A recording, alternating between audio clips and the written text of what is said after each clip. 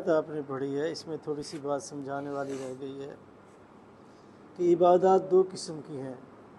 کون پسند کرے گا عبادت بحکم اطاعت کے؟ کون پسند کرے گا کہ اپنے دشمن کی اطاعت کر کے اپنا بیڑا گھر کرا لے؟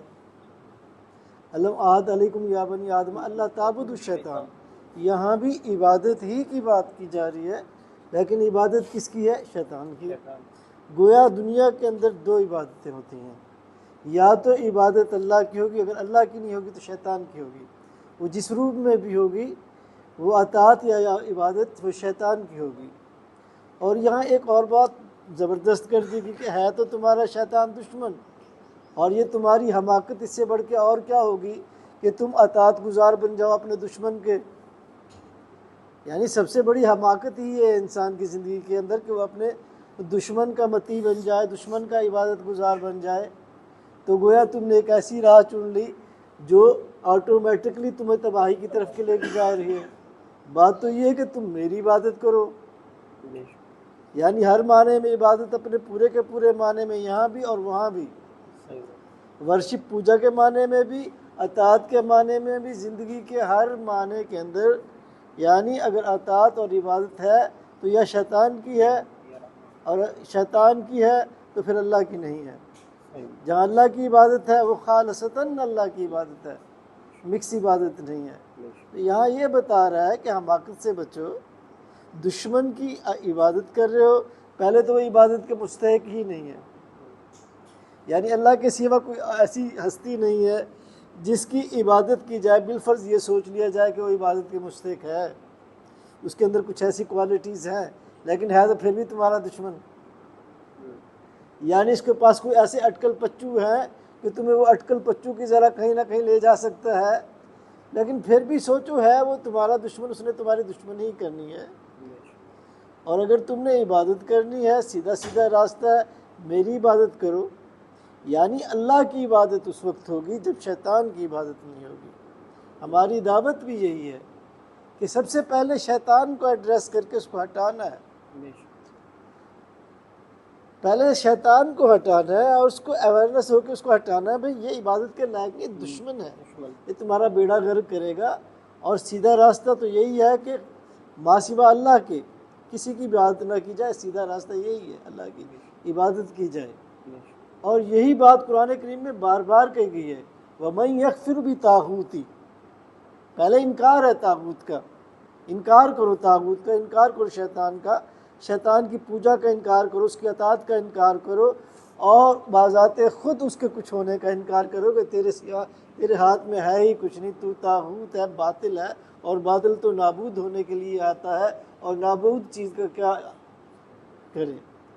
تو پہلے انکار ہے، وَمَن يَكْفِرُ بِطَاغُوتِ، جس نے انکار کیا طاغوت کا، وَيُؤْمِنُ بِاللَّهِ، اب وہ ایمان لے کے آیا اللہ کے اوپر.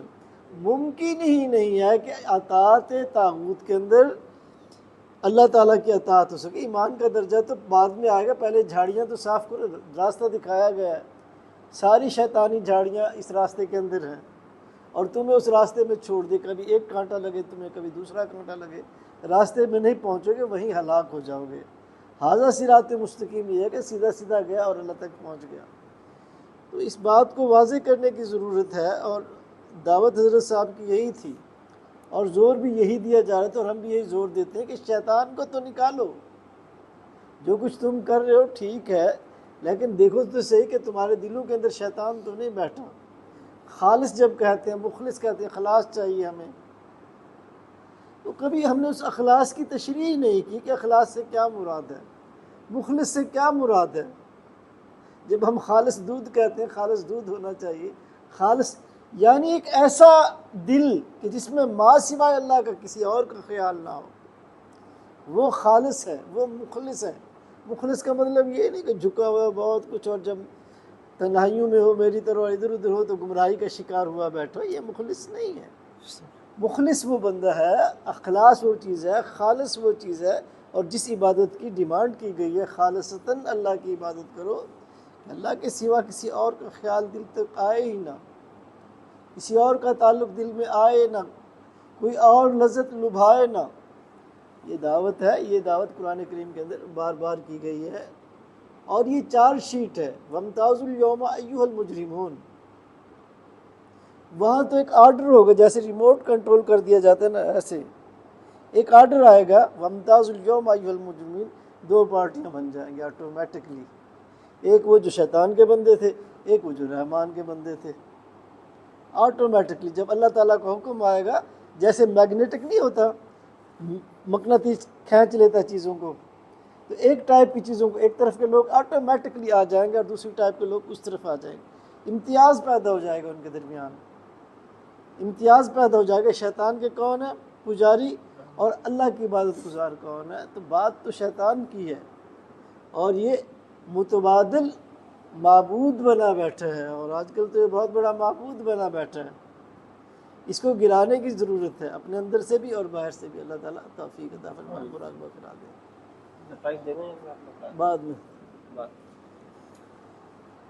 آپ صلی اللہ علیہ وسلم کی جو ہے کامل محبت کے فیض کا مراقبہ کریں گے، تصور روز رسول پاک کا سینے پر ٹھنڈک کی صورت میں، اور جو ہے اللہ کے عشق کا فیض جو ہے چہرے پر جو ہے محسوس کریں گے۔